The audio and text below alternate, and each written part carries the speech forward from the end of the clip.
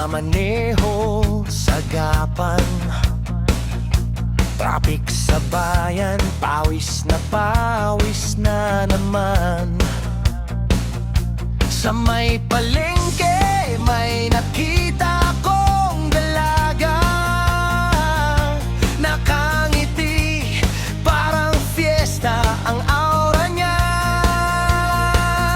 Sa kakatingin, muntik nang maligaw, buti na lang preno, buhay ay naisilba. Pagmulat ko, nasa ospital na pala, biglang may lumapit. Ay grabe ang ganda niya. Ate, nasa gapan na ba ako? Parang fiesta ang liwanag sa paligid ko. Kuya Dan, kayo po ba si San Pedro? Okay lang sa'kin kahit walang siglo, basta ikaw ang karaharap ko. Kaya ate, nasa gapan na ba?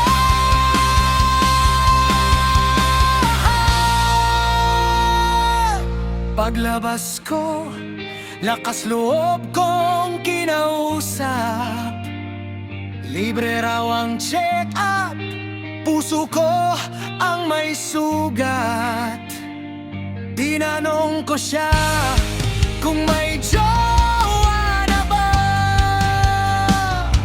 Sabi niya, meron na, tricycle driver pa. Sa sobrang gulat, napaupo sa bangketa, napatingin sa langit, napahalaka. Pagmulat ko, nurse na naman ang nakita, ibang mukha, pero wow, level up talaga. Ate, nasa gapan na ba ako? Bakit parang slow-mo ang mundo ko? Mabang fiesta ba ngayon sa baryo? O panaginip lang to? Seryoso? Kung ganito ang araw-araw ko, kahit traffic, okay lang po. Kasi ate, nasa gapan na ako, yeah. Sa gapan na ako, yeah.